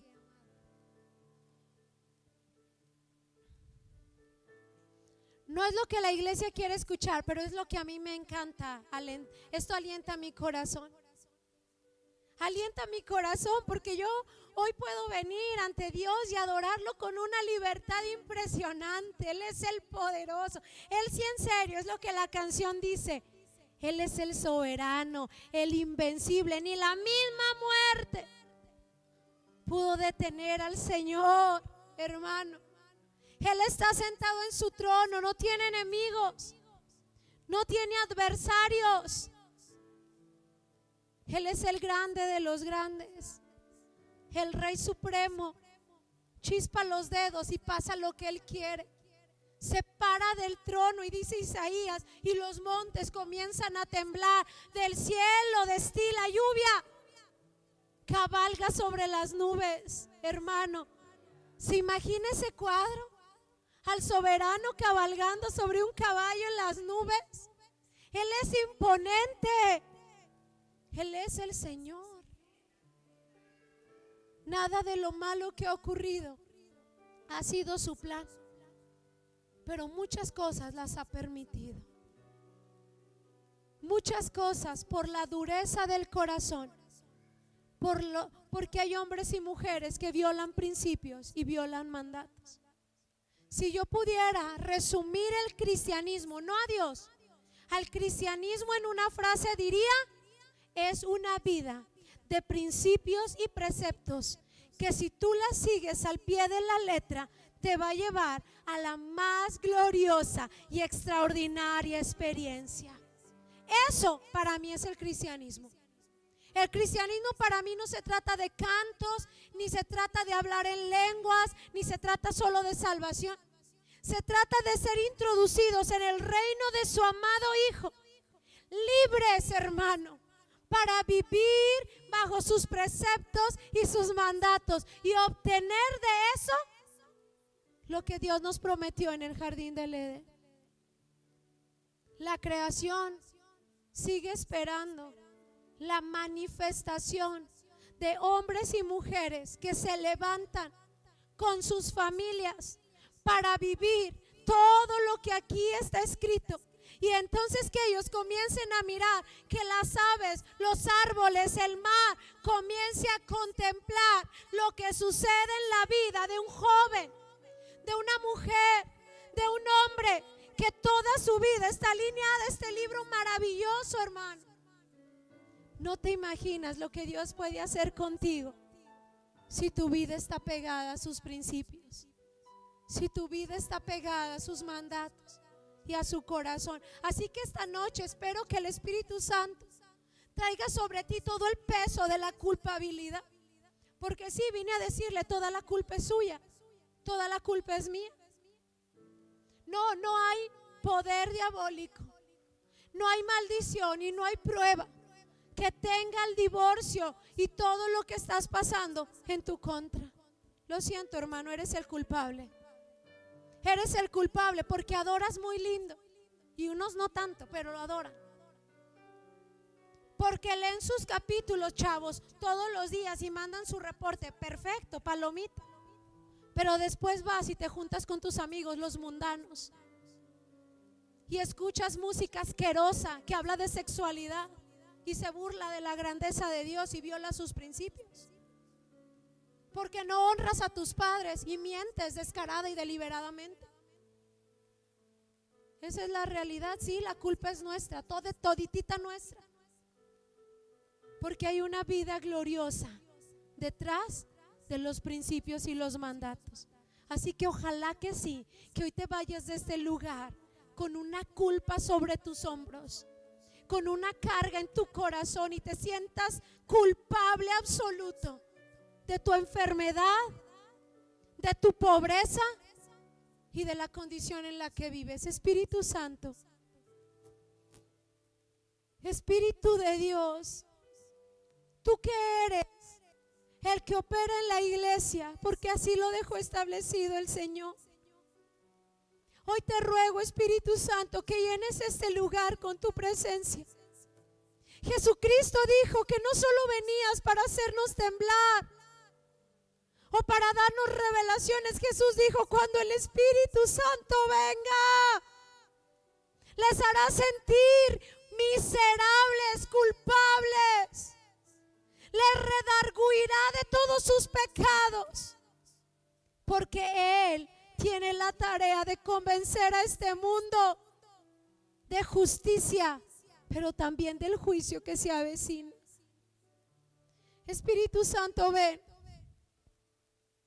Hoy, más que ninguna otra noche de todas las veces que me has permitido estar aquí, hoy quiero rogarte y pedirte: Espíritu Santo, llena este lugar de convicción de pecado. Que hoy podamos sentirnos como aquellos judíos cuando dijeron al escuchar las palabras de Pedro: todo eso hemos hecho. Y comenzaron a llorar y entristecerse porque habían clavado al Rey de la Gloria. Espíritu Santo, ven. No nos hagas hablar en lenguas, no nos hagas temblar. Haznos dolernos y retorcernos de dolor, porque hemos vivido violando principios y preceptos de tu palabra. Oh Espíritu Santo, trae convicción de pecado esta noche. Convéncenos de la justicia de Dios, de su poderío. Convéncenos de su señorío en el nombre de Jesús. Y enséñanos cuál es el juicio que nos depara por vivir las vidas que estamos viviendo hasta ahora. Levante sus manos, iglesia. Levante su mano, si usted logró entenderlo ahí, levante sus manos en su lugar. Algo el Espíritu Santo va a hacer esta noche. No te va a sanar. No te va a quitar tu angustia. Te va a dar una carga, una responsabilidad. Espíritu Santo, tú puedes ver esas manos levantadas. Esa es la gente que entendió esta noche, que vino aquí con cuerpo, alma y espíritu. Espíritu Santo, sobre esas manos levantadas, en el nombre de Jesús, hoy venga una carga de dolor. Que hoy podamos ser tan capaces de reconocer nuestra triste condición, en el nombre de Jesús. Espíritu Santo, hay muchos aquí que morirán jóvenes.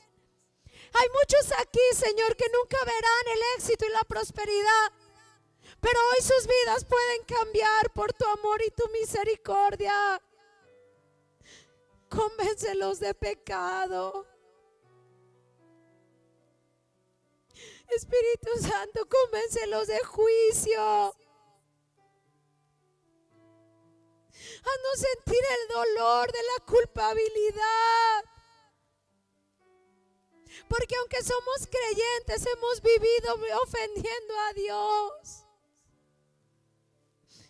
Amado, ahí donde usted esté, comience a pedirle perdón al Señor. No digas de qué. No lo pienses.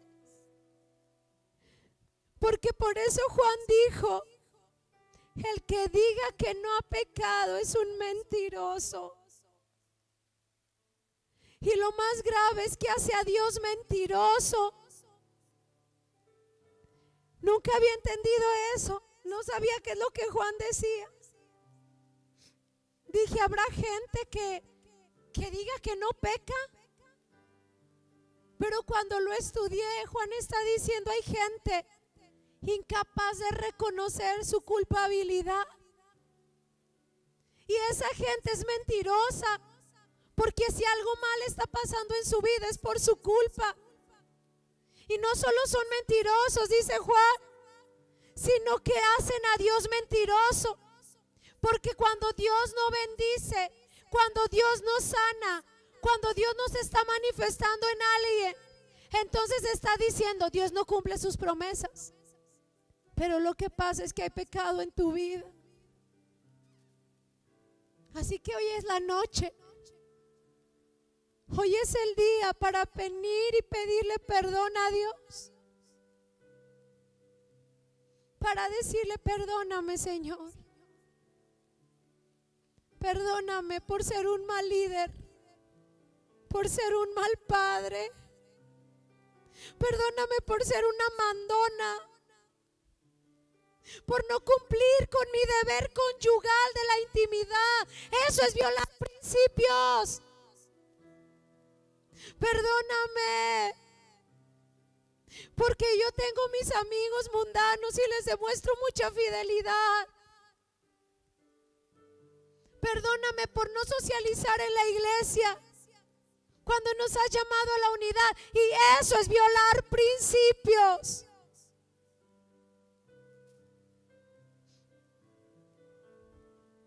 Hoy puede ser el día que estés escribiendo una nueva historia para ti. Hoy puede ser el día en que tus años comiencen a alargarse. Pero todo dependerá de qué tanto eres capaz para reconocer tu culpabilidad.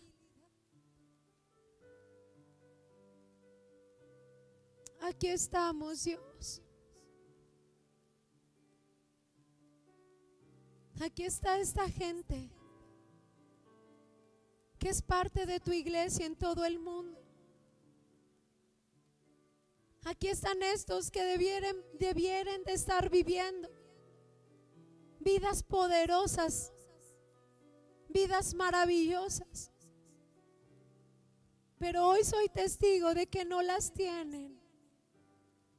No las tienen, Señor.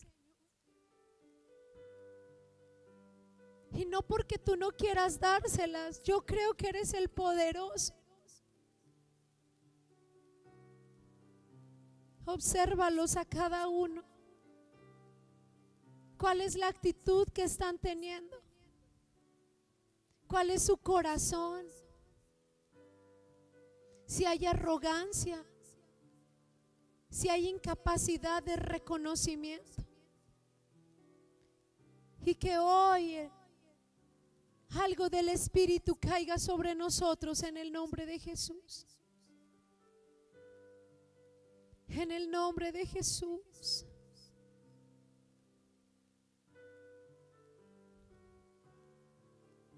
Amado, mire, sé que es tarde y de verdad me gusta decir esto. El que se tenga que ir, váyase. Pero cuando las cosas de Dios son importantes, no voy a detener el mover de algo que Dios quiere hacer. Esto puede cambiar la vida de alguien. Alguien puede comenzar a experimentar en los próximos días la gloria de vivir una vida bajo principios y preceptos. Y eso vale la pena. Así que los que quieran pueden retirarse.